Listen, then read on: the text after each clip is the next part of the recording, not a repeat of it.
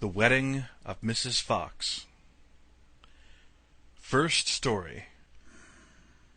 There was once upon a time an old fox with 9 tails, who believed that his wife was not faithful to him, and wished to put her to the test.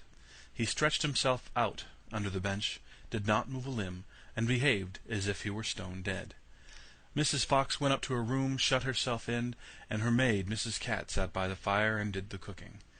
When it became known that the old fox was dead, suitors presented themselves.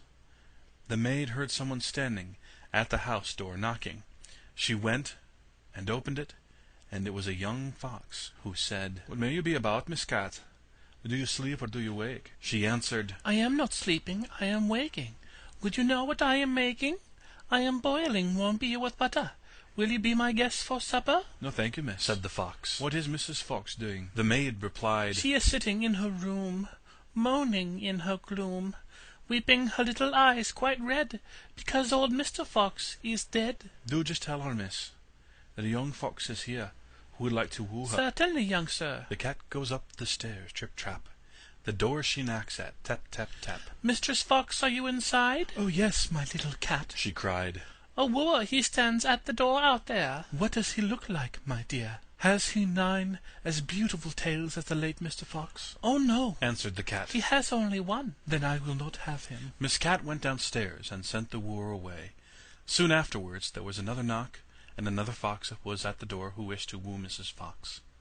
He had 2 tails, but he did not fare better than the first. After this still more came, each with 1 tail more than the other. But they were all turned away until the last one came, who had 9 tails, like old Mr. Fox. When the widow heard that, she said joyfully to the cat, "Now open the gates and doors all wide, and carry old Mr. Fox outside." But just as the wedding was going to be solemnized, old Mr. Fox stirred under the bench, and cudgeled all the rabble, and drove them and Mrs. Fox out of the house. Second story. When old Mr. Fox was dead, the wolf came as a suitor, and knocked at the door, and the cat, who was servant to Mrs. Fox, opened it for him. The wolf greeted her and said, "Good day, Miss Cat of Kehrewit. How comes it that alone you sit? What are you making good?" The cat replied, "In milk I'm breaking bread so sweet. Will you be my guest and eat?" "No, thank you, Mrs. Cat," answered the wolf. "Is Mrs. Fox not at home?" The cat said, "She sits upstairs in her room, bewailing her sorrowful doom, bewailing her trouble so sore, for old Mr. Fox is no more."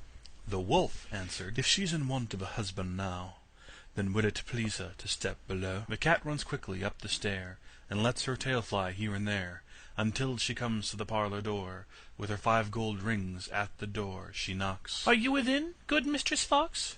If you're in want of a husband now, then will it please you to step below?" Mrs. Fox asked, "Has the gentleman red stockings on? And has he a pointed mouth?" "No," answered the cat. "Then he won't do for me." When the wolf was gone came a dog, a stag, a hare, a bear, a lion, and all the beasts of the forest, one after the other.